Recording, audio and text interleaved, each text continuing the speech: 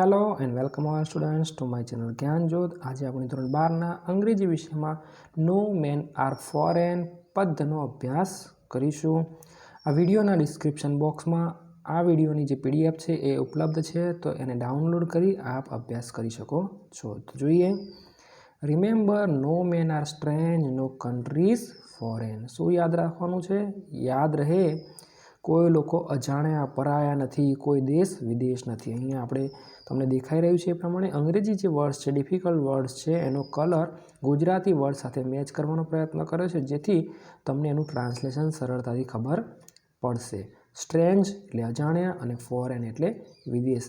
યાદ રાખશો વિદ્યાર્થી મિત્રો, આ પ્રથમ પંક્તિમાં જ કવિ સંસ્કૃતની પેલી પંક્તિ વસુધૈવ કુટુંબકમની ભાવના સૌમાં જાગૃત થાય એવો એક પ્રયત્ન કરી રહ્યા છે। શું કહે છે કે કોઈ લોકો અજાણ્યા નથી અને કોઈ દેશ વિદેશ નથી, એટલે આખું વિશ્વ એક પરિવાર છે એવી ભાવના સૌમાં જાગૃત થાય એવો કવિનો પ્રયત્ન છે। આગળ જોઈએ, beneath all uniforms a single body breathes like ours। અને શું કહે છે? beneath એટલે ભીતર અને breathes એટલે કે શ્વસે છે। શું છે જોઈએ, beneath all uniforms આપણે જોઈ રહ્યા છીએ કે દેશની જે બોર્ડરો હોય છે, દેશ વિદેશ વચ્ચેની જે બોર્ડર છે, એક દેશ અને બીજા દેશ વચ્ચેની જે બોર્ડર્સ છે, ત્યાં અલગ અલગ યુનિફોર્મમાં આર્મીના જવાનો, બીએસએફના જવાનો, મિલિટરી, નેવી, એરફોર્સના જવાનો તૈનાત છે અને આ લોકો એકબીજાની સામે શસ્ત્રો ઉઠાવી તૈયાર હોય છે। તો શું કહે છે કવિ? beneath all uniforms વિવિધ ગણવેશની ભીતર શું છે? a single body breathes like ours। અને આપણા સૌનું જે શરીર છે એ એક સમાન છે, સૌમાં એક સમાન આત્મા છે, પરમાત્મા છે, અને આપણે સૌ વચ્ચે બંધુત્વની ભાવના જાગૃત થાય। આગળ કીધું એમ કે આપણે સૌ એક જ પરિવારના સંતાન છીએ એવી ભાવના જાગૃત થાય। ભલે યુનિફોર્મ અલગ છે, ભલે આપણા શરીરના રંગ અલગ છે, યુનિફોર્મનો મતલબ આપણે શરીરના આકાર, શરીરનો રંગ પણ કહી શકીએ, પણ જો એ અલગ છે તો પણ આપણા સૌની શરીરની અંદર શ્વસે છે એક જ શરીર, એટલે આપણે સૌ એક સમાન છીએ। આપણા બધામાં બંધુત્વની ભાવના જાગૃત થાય એવો અહીંયા કવિનો પ્રયત્ન છે। The land our brothers walk upon is earth like this in which we all shall lie। શું કહે છે? The land our brothers walk, એ ભૂમિ જેના પર આપણા બાંધવો અથવા બ્રધર્સ ભાઈઓ ચાલે છે, walk upon is earth like this, એ જ પૃથ્વી છે।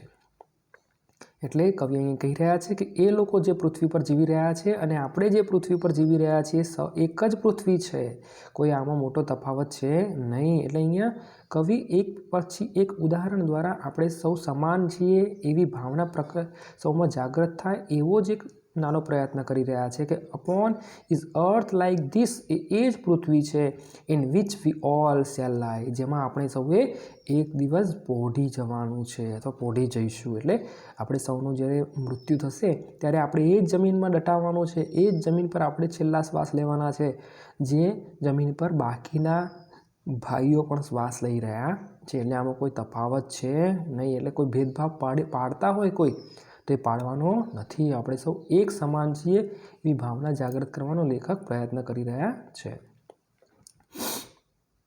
They too aware of sun and air and water, એ લોકો પણ એ જ સૂર્ય, હવા અને જળથી વાકેફ છે। એટલે આ વિશ્વમાં સૂર્ય, હવા અને જળ એક જ છે, અને જે આપણે સૂર્ય, હવા કે જળનો લાભ લઈ રહ્યા છીએ, બાકીના દેશના લોકો પણ એ જ સૂર્ય, એ જ હવા અને જળથી વાકેફ છે, એનો જ ઉપયોગ કરી રહ્યા છે। તે ટુ, તેઓ પણ અવેર જાગૃત છે, વાકેફ છે, of sun, air and water, they are fed peaceful harvest by wars long winter starved। અને શું છે? એમનું પોષણ થાય છે, નોર્મલ છે, આપણે આગળ પણ વાત કરી કે જ્યારે એક દેશ અને બીજા દેશ વચ્ચેની બોર્ડર પર સૈનિકો તૈનાત હોય અથવા જ્યારે નાનું મોટું યુદ્ધ થાય અને આના કારણે ખુમારી થાય, નુકસાન થાય, ત્યારે શું થશે? ત્યારે સમસ્યા આવશે ખાવા પીવાની, ભોજનની। તો એમનું પોષણ ક્યાંથી થાય છે? સાતાદાયક ફસલથી। જ્યારે યુદ્ધ નથી, પીસફુલ છે, આરામદાયક શાંતિદાયક વાતાવરણ છે, ત્યારે સૌને આરામથી ભોજન મળે છે। અને ભોજન ક્યારે નથી મળતું? લખ્યું છે એમ પ્રમાણે, યુદ્ધ સર્જિત તીવ્ર અછતના શીતકાલથી, બાય વોર્સ લોંગ વિન્ટર સ્ટાર્વ્ડ, જો યુદ્ધ મેદાનમાં યુદ્ધ ચાલતું હોય તો જાણે કે લોંગ વિન્ટર સ્ટાર્વ્ડ, જે અતિશય બરફ વર્ષા થઈ હોય અને ભોજનથી લોકો દૂર થઈ જાય, એ જ રીતે યુદ્ધના મેદાનમાં યુદ્ધ થઈ રહ્યું હોય તો ખબર પડે છે આપણને સૌને કે અનાજની અછત થઈ જાય અને પીસફુલ હાર્વેસ્ટ કરી શકાય નહીં, આપણા સૌનું પોષણ કરી શકાય નહીં. એટલે અહીંયા યુદ્ધથી વિમુખ થવાની વાત કવિ કરી રહ્યા છે. સાથે જ સાતાદાયક ફસલ એટલે એક પીસફુલ હાર્વેસ્ટ, સૌએ હળી મળીને અહીંયા ભોજન કરવાનું છે, હળી મળીને ખેતી કરવાની છે, હળી મળીને એકબીજાના સાથ સહકારથી આગળ વધવાનું છે, એવી ભાવના કવિ કહી રહ્યા છે. Their hands are ours and in their lines we read a labor not different from our own. શું કહે છે? એમના હાથ પણ તેમના હાથ નથી ભિન્ન આપણાથી. આપણા હાથ અને એમના હાથ વચ્ચે કોઈ તફાવત નથી. અને હાથની જે રેખાઓ છે એના વિશે લેખક શું કહે છે? અને તેમની રેખાઓમાં આપણને ઉકેલાય છે એક એવો શ્રમ જે નથી જુદો આપણા શ્રમ થકી.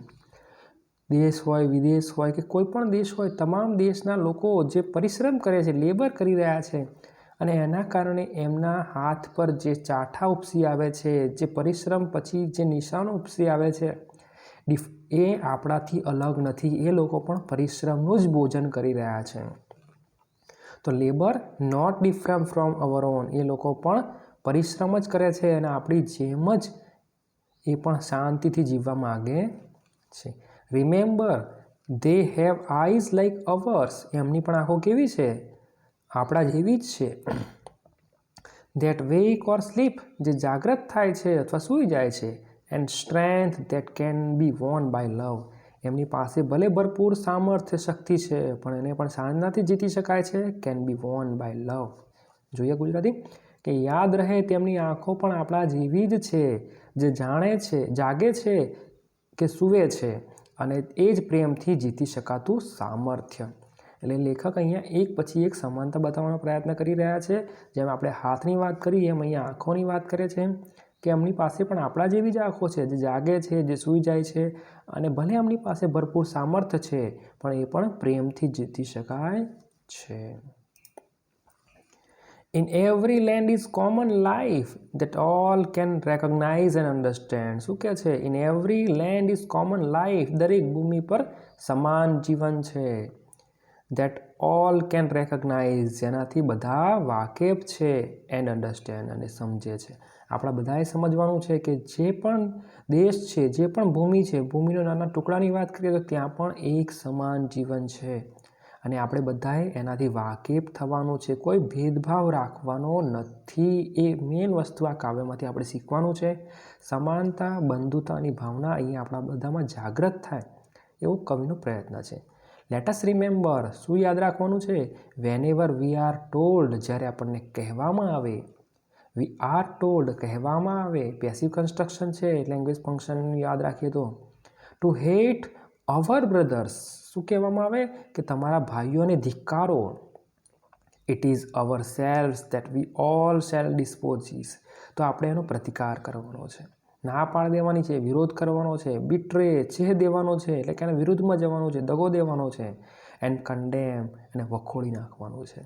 કોઈ આપણને ઉપસાવી રહ્યું છે કે તમે આમને ધિક્કારો, તમે આમની સામે હથિયાર ઉઠાવો, આવું જ્યારે કોઈ તમને કહી રહ્યું હોય ત્યારે આપણે યાદ રાખવાનું છે કે એ વ્યક્તિઓ જે આપણી સામે છે એ પણ કોણ છે?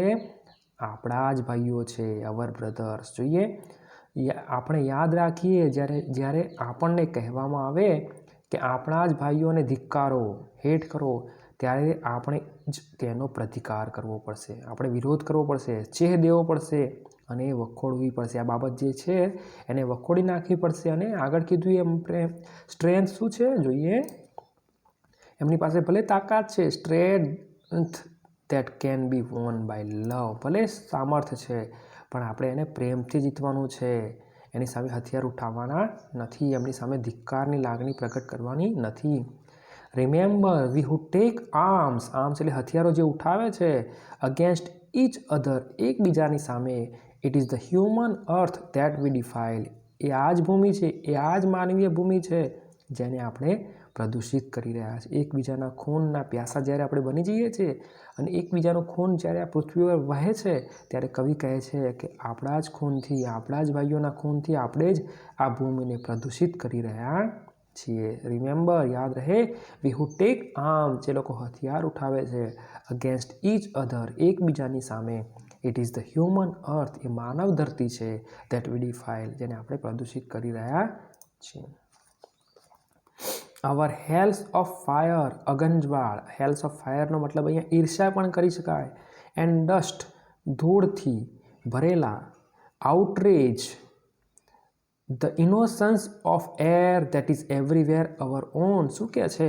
અગનજાળ અને ધૂળથી ભરેલા આપણા નર્કગૃહો. આઉટરેજ એટલે અતિક્રમી જાય છે, સર્વવ્યાપી નિર્દોષતાની આપણી હવાને. શું છે અહીંયા? ઈર્ષ્યા અથવા કોઈના ગુણોને ન જોવું, એટલે એક રીતે કહી શકાય કે આપણી આંખોમાં ધૂળ પડી ગઈ છે, આપણે સત્યનું દર્શન નથી કરી શકતા, અને એના કારણે નિર્દોષતા પર આ બધું હાવી થઈ જાય છે. ઈર્ષ્યા હોય, ઘમંડ હોય, ખોટા વિચારો હોય, તો આપણામાં રહેલી નિર્દોષતા પર આ બધું હાવી થઈ જાય છે. આપણામાં એક ખોટી હવા ભરી જાય છે, અથવા નિર્દોષતાની જે હવા છે, જે સર્વવ્યાપી છે, એના પર ઈર્ષ્યા એટલે કે અગનજ્વાળ અને ધૂળ અતિક્રમી જાય છે, અને આપણે સત્ય દર્શન ન કરી શકવાના કારણે ખોટા નિર્ણય લઈએ છીએ. એટલે ફરી, our hells of fire and dust outrage the innocence of air. સર્વવ્યાપી શું છે? નિર્દોષતા બધામાં જ છે, છતાંય હેલ્સ ઓફ ફાયર અને ડસ્ટ સૌના ઉપર અતિક્રમી જાય છે, આઉટરેજ કરી જાય છે, અને એના કારણે પછી નુકસાન થાય છે.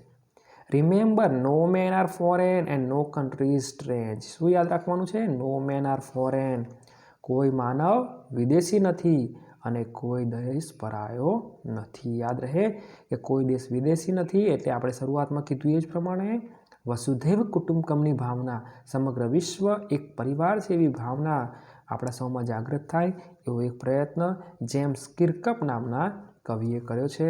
હવે આપણે કમ્પ્રિહેન્શનના પ્રશ્નો તરફ આગળ વધીશું. કમ્પ્રિહેન્શન ક્વેશ્ચન્સ, અહીંયા એક પેરેગ્રાફ જે પણ છે, કવિતાના લગતા સ્ટાન્ઝા આપણને આપેલા છે, અને સાથે સાથે અહીંયા પ્રશ્ન છે અને જવાબ પણ છે. શક્ય હોય તો તમે આ રીતે ટ્રાય કરશો, તૈયારી કરી દેશો. એક્સપ્લેન એટલે એનો મતલબ છે સમજાવો. યાદ રહે વિદ્યાર્થી મિત્રો, કમ્પ્રિહેન્શનના પ્રશ્નો ઘણીવાર એ રીતે પણ પૂછાય છે કે જેના સીધા જવાબ જે તે પેરેગ્રાફ કે સ્ટાન્જામાં ન હોય, અને એમાં ખાસ કરીને એક્સપ્લેનનો મતલબ છે સમજાવો. હવે જ્યારે સમજાવવાનો પ્રશ્ન આવે છે, એનો મતલબ કે એનો જવાબ જે તે સ્ટાન્જામાં હોય નહીં, કારણ કે કવિએ એ બધું કંઈ સમજાયું ના હોય, સમજાવવાનું આપણે છે. એટલે કે explain, beneath all uniforms a single body breathes. દરેક યુનિફોર્મની ભીતર શ્વસે છે એક શરીર. આનો મતલબ આપણે સમજાવવાનો છે. હવે આનો મતલબ કે કવિએ આ પંક્તિમાં સમજાવ્યો ના હોય, તો આપણે સમજાવવાનો થાય. તો શું કરીશું જોઈએ? આન્સર છે it means there may be different cultures. આપણે આગળમાં વાત કરી, અલગ અલગ આકાર છે, આપણા શરીર અલગ છે, અલગ અહીંયા કહે છે પ્રમાણે સંસ્કૃતિ છે, ડ્રેસીસ છે, રિલિજિયન્સ છે, બધા ભેદભાવ અલગ ઘણા બધા છે. અનેકતામાં પણ લેખક અહીંયા એકતાની વાત કરે છે. તો શું છે? It means there may be different cultures, dresses, religions, etc. But human beings are the same everywhere. થોડાક તફાવતો ભેદભાવ બધે હશે. કલ્ચર અલગ છે, ડ્રેસીસ અલગ છે, રિલિજિયન્સ અલગ છે, પણ છતાંય શું કહે છે કવિ? But human beings are the same everywhere. અનેકતામાં એકતા. પેરેગ્રાફ જે સાંજા છે સેમનો સેમ છે. પ્રશ્ન નંબર 2 છે, identify the figure of speech in the land our brothers walk upon is earth like this.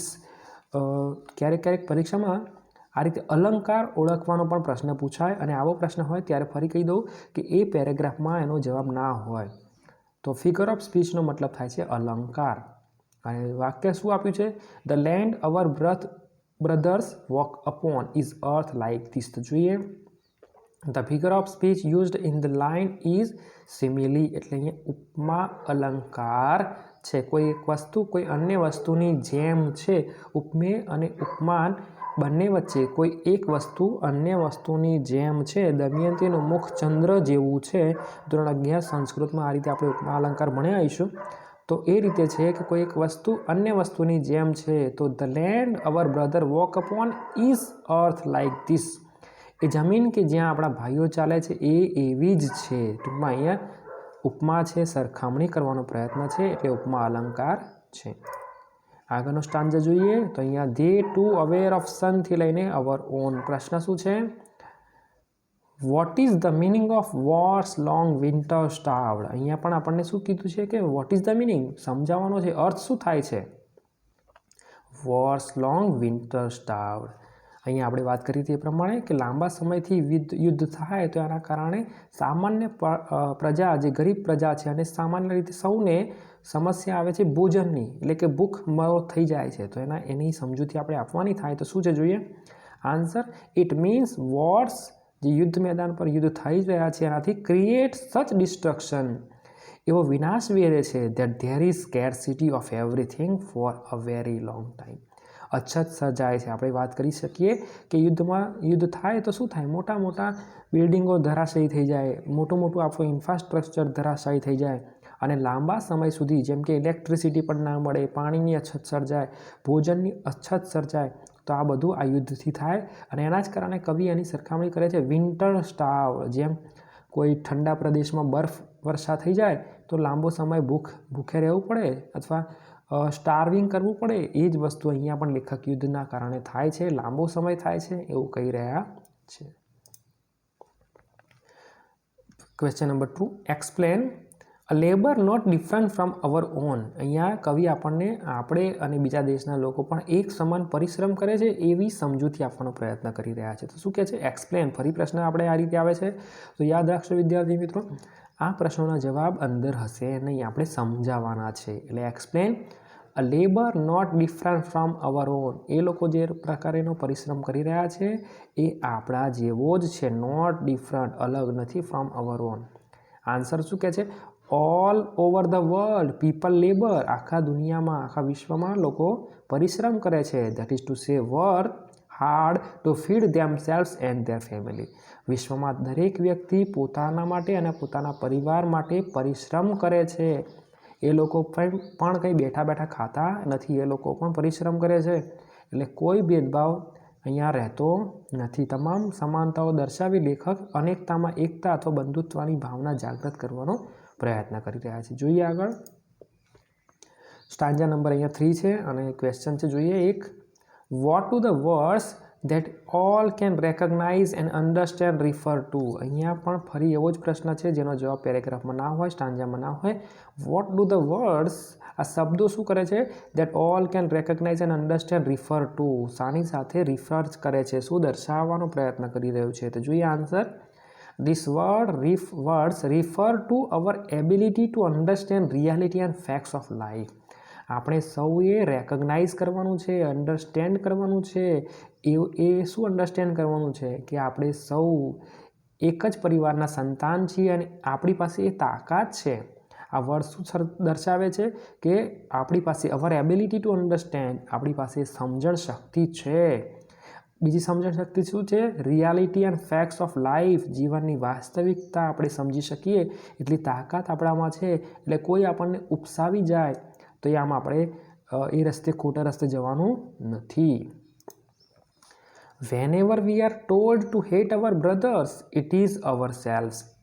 Explain. Explain એટલે ફરી સમજાવો. એટલે આનો જવાબ સ્ટાન્જામાં ના હોય. તો whenever we are told, જ્યારે આપણને કહેવામાં આવે to hate our brothers, આપણા ભાઈઓને ધિક્કારવાની વાત કોઈ આપણને કહે, ઇટ ઇઝ ourselves, એ આપણી જાત જ છીએ. સમજાવો. આન્સર હવે જોઈએ. The poet refers to the world as a family. કવિ શું કરે છે, આખા વિશ્વને એક પરિવાર દર્શાવે છે, સમજાવે છે. And we all as member, અને આપણે સૌ એ પરિવારના સભ્યો છીએ. So when we hate the other, જ્યારે આપણે કોઈ અન્યને ધિક્કારીએ છીએ, it is hatred towards ourselves, તો એ આપણી જાતને આપણે ધિક્કારીએ છીએ. પરિવારમાં આપણે ભાઈ બહેન હોય કે નજીકના સંબંધીઓ હોય એમને આપણે જ્યારે ધિક્કારીએ તો કવિ એમ કહી શકાય કે આપણે આપણી જાતને જ ધિક્કારીએ છીએ. એમ સમગ્ર વિશ્વ જો એક પરિવાર હોય અને આપણે વિશ્વના કોઈ પણ વ્યક્તિને ધિક્કારની લાગણીથી જોઈ રહ્યા હોય તો કવિ તો શું કહે છે, ઇટ ઇઝ અવરસેલ્વ્સ, એ આપણી જાત જ છીએ. કારણ કે આ દુનિયા જ એકમાત્ર પરમાત્માનું ક્રિએશન છે, સર્જન છે. અને એના કારણે સમગ્ર વિશ્વ જો એક પરિવાર હોય તો એ સૌ આપણે એક ફેમિલીના મેમ્બર્સ છીએ આપણે સૌ.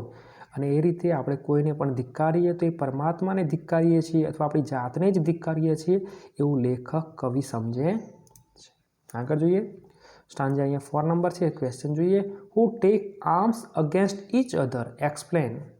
સમજાવવાનો છે. પ્રશ્ન એનો એ છે, who take arms against each other, સમજાવો એવો પ્રશ્ન હોય ત્યારે થોડીક સમસ્યા આપણને થશે, કારણ કે આપણને પેરેગ્રાફ કે સ્ટાન્જામાંથી જવાબ ના મળે. તો answer who take arms against each other means who fight against each other. યાદ રાખજો વિદ્યાર્થી મિત્રો, આર્મનો મતલબ છે હથિયાર, ક્રિયાપદ ઉઠાવ.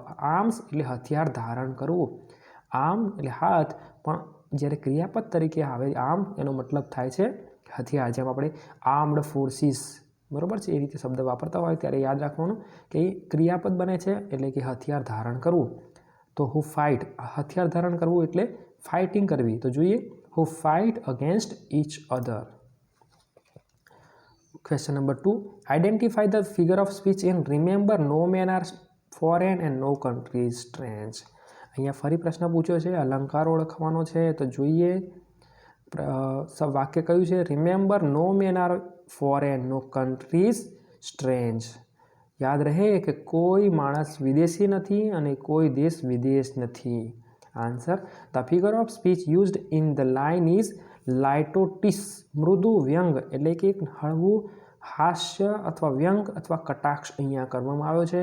અને આપણા મનમાં જે ખોટી ભાવનાઓ છે કે આ દેશ છે, પેલો વિદેશ છે, પેલા વિદેશી છે, તો એવી દરેક ભાવનાનો લેખક કટાક્ષ દ્વારા ખંડન કરે છે અને એમ જ કહેવાનો પ્રયત્ન કરે છે કે સમગ્ર વિશ્વ એક પરિવાર છે અને આપણે સૌ એના સભ્યો છીએ. ખૂબ ખૂબ આભાર અમારા પૂરા વિડીયોને જોવા બદલ. Thank you.